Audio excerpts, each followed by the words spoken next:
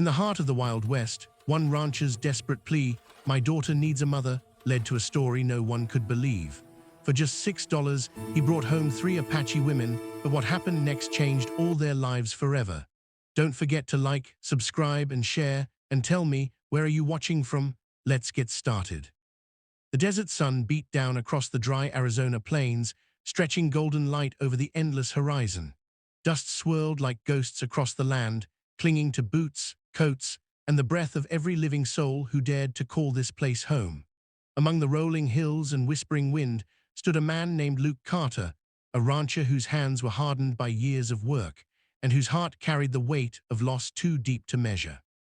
His wife had died 3 winters ago, leaving behind a small daughter named Emily, a child with her mother's eyes and her father's silence. Luke had managed to feed the cattle, tend the fences, and fight off coyotes, but raising a little girl in the middle of nowhere was a challenge even he couldn't conquer alone. Men in town whispered about him at the saloon, calling him the widower who spoke to no one, the man who worked from dawn to dusk and spent his nights by the fire staring into the dark. He didn't gamble, didn't drink much, and didn't speak unless it was necessary.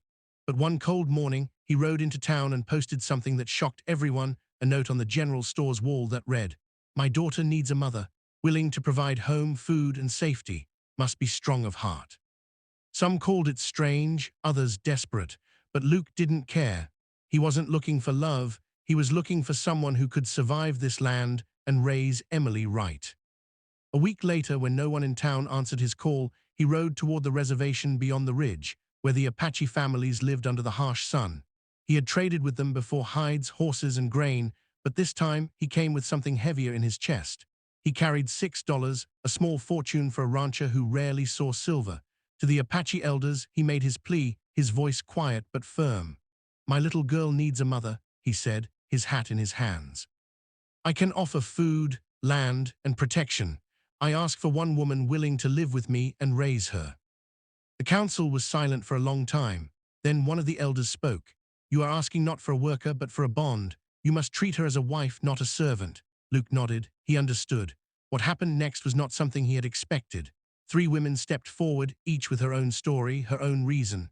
One had lost her husband in a raid, another was escaping a cruel family, and the youngest simply wanted a new start away from the hunger that haunted her people. Luke didn't know what to say. He had asked for one, but 3 had volunteered. After a long moment of silence, he said only, "If you're sure, I'll take care of you all." And so, for $6, he brought 3 Apache women home. When they arrived at the ranch, Emily came running from the porch, her braids bouncing as she smiled up at her father. But when she saw the women behind him, her face turned shy and uncertain. Luke knelt and whispered, "These are friends, sweetheart, they'll help us." The women, unsure of how to act, simply nodded in silence. That first night was quiet. The women cooked beans and bread while Emily hid behind her father's chair, peeking out now and then. Luke said little, only thanked them for the food and helped carry water from the well. The wind howled outside, but inside, the small house felt strangely full, fuller than it had been in years. Days turned into weeks, and the rhythm of the ranch began to change. The women divided the chores among themselves. Naya, the eldest, took care of cooking and teaching Emily simple words in her tongue. Sani, tall and calm, worked alongside Luke in the fields, repairing fences and handling the horses like she'd done it her whole life. The youngest, Taya, kept the house clean and often sang soft songs in the evening that carried across the valley like wind over water.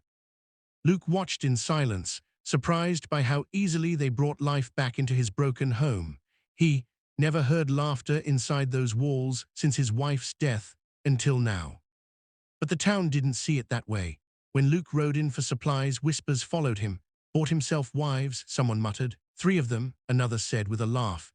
He ignored them, though the words burned like fire. What did they know about loneliness, about raising a child in a land that didn't forgive weakness? The preacher even came by one Sunday, urging Luke to send them back. Luke's answer was simple: "They're my family now." And that was the end of it. Still, there were challenges. The women had their own grief, their own memories of the tribe they had left behind. Sometimes Naya would sit by the fire at night, staring at the flames with tears in her eyes. Luke didn't speak, he simply sat beside her, offering quiet company. Other times, Taya would argue with Sani about small things, the kind of disagreements that came from tired hearts. but no matter what happened, they never let anger win. The ranch had become a place of survival, yes, but also a place of healing. One evening, as the sun dipped behind the mountains, Emily fell sick with fever. Luke rode through the night to fetch the doctor from town, but the man refused. "I don't go near that place," he said, "not with those women there." Rage burned in Luke's chest, but he didn't waste time arguing. When he returned, Naya already had herbs boiling, Sani had fetched cool water, and Taya sat beside Emily's bed, singing softly. The fever broke by dawn. Luke stood in the doorway, his eyes full of tears he hadn't let fall in years. "You saved her," he whispered. Naya looked up and said quietly, "She is all our daughter now." From that day, Luke's heart began to change. He no longer saw them as strangers or as women he had paid for. They had become the heartbeat of his home, each one carrying a piece of his lost peace back into his life. Emily laughed again, running barefoot through the dust, while the women hung laundry on the line. Luke would sometimes catch himself smiling at the sight, the ache in his chest easing for the first time in a long while. He didn't know what love meant anymore, not in the way poets or preachers spoke of it. But he knew this: his house was no longer empty, and his daughter no longer cried herself to sleep. The ranch began to thrive again. With extra hands, the cattle grew stronger, the fences held through storms, and even the garden flourished. Visitors came less often, but those who did saw something they couldn't explain, a family that didn't fit the rules of the world but somehow worked better than most. And though Luke still rode into town from time to time, he never stayed long. He'd rather be home, where the sound of laughter and the smell of bread filled the air. By the time winter came, the people in town had stopped whispering. They saw Luke and the three women ride together into the market, Emily sitting in front of him on the saddle, and they began to understand. This wasn't scandal or sin. It was survival. It was the story of broken souls finding each other under the same harsh sky, a man who needed a family and three women who needed a place to belong. As the snow began to melt and spring painted the valley in soft green, life on the ranch changed again. The air was warmer, the horses restless, and the fields ready for work. Luke had grown used to the rhythm of it all, the quiet mornings when smoke rose from the chimney, the sound of laughter when Emily chased chickens in the yard, and the calm hum of the three women singing as they worked. The house that once echoed with silence now breathed with life. Yet deep inside, Luke carried a quiet fear that the peace they'd built might one day be taken away, just like everything else the West had ever given him. One day, while Luke was repairing the barn roof, riders appeared on the ridge. He squinted against the sunlight, spotting two men on horses, both from town. One was Sheriff Nolan, the other, a rancher named Briggs who never missed a chance to stir trouble. They rode down slow, dust rising behind their hooves. Luke climbed down from the ladder, wiping his hands on his shirt. "Morning, Sheriff," he said carefully. The sheriff tipped his hat.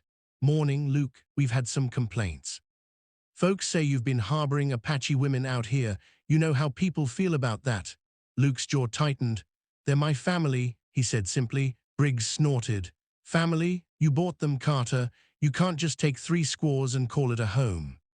Before Luke could answer, Naya stepped out of the cabin, her back straight, her eyes proud. "We are not property," she said in English that was steady and strong. "We work, we live. This is our home too."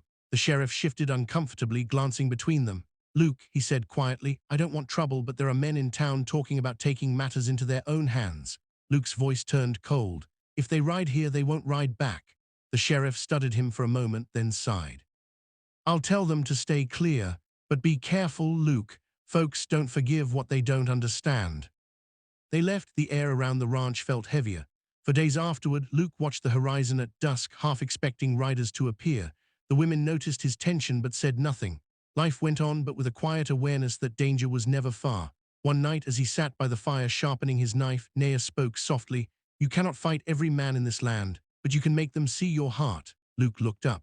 "They don't care about hearts, only color and blood." She smiled faintly. "Then we will show them through life, not words." Weeks passed, and no one came. Slowly, the fear faded again into routine. Emily grew taller, her laughter brighter. She spoke both English and Apache, switching between them so easily that Luke sometimes marveled at how 2 worlds had found peace in one small child. Sani taught her to ride a pony bareback, while Taya showed her how to weave patterns from grass and cloth. Luke would stand by the fence, arms folded, watching them with quiet pride. He didn't say it out loud, but he loved them all in his own way, not as possessions, but as souls who had given his life meaning again. Then came the spring storm. It rolled in from the mountains, black and violent, with wind that tore roofs and rain that turned the dirt into rivers. The cattle panicked, breaking through the fences. Luke and Sanny rode into the storm, shouting commands through the thunder. The rain lashed their faces, and lightning cracked across the hills. At one point, a young steer got caught near the river bend. Without hesitation, Sanny leapt from her horse, wading through the current to free it.